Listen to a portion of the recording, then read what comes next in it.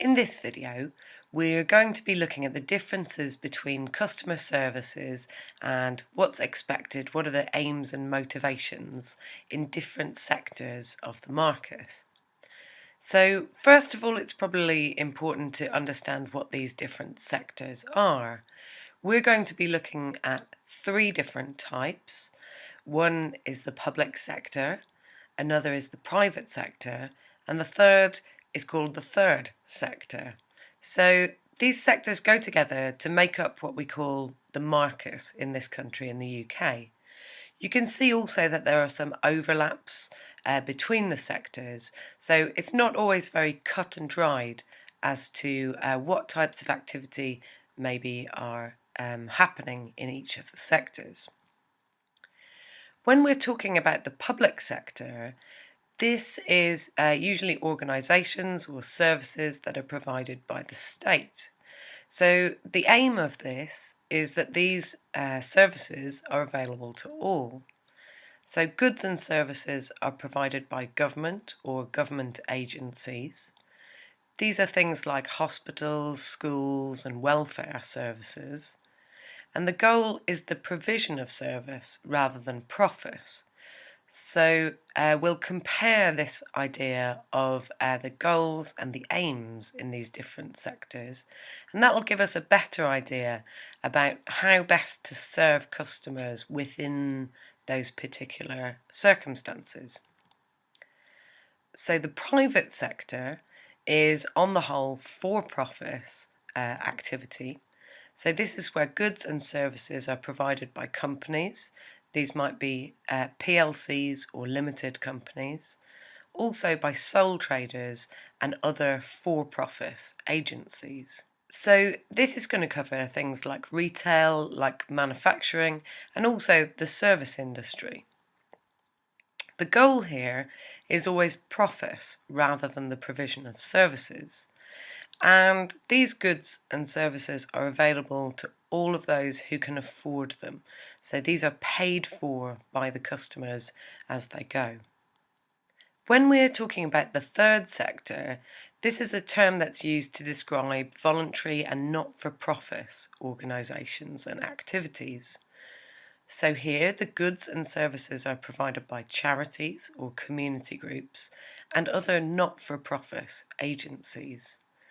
This covers really various wide-ranging set of goods and services. They might include things like sports and culture or environmental activity, religion, mental health provision, all of these different things, and many more really. The goal in the third sector is to provide services to a specific group or with the aim of a specific cause rather than for profit. So these are available to people by cause, so by their association with a specific group or a specific activity. When we're thinking about the overlaps and the differences between these different sectors, it's useful just to have a little recap over those. So in the public sector, companies are providing public services, so this is government and the state and state-run agencies. These services have the aim of being available to all, and there's limited competition within the public sector. So this might mean that the customer service provisions and experiences of customers are different, maybe different to those of the private sector. In the private sector, the focus will be on building customer loyalty, on attracting new customers, and on things like unique selling points, USPs, and competitive advantage. So that might be providing goods or services for cheaper than any other company can do, or it might be providing a better quality of service, and essentially working towards taking in more money, more cash flow through the company to build a larger profit. In the third sector, the focus is on serving specific groups, so how well those specific target groups can be served. The services and the goods are available to identified users.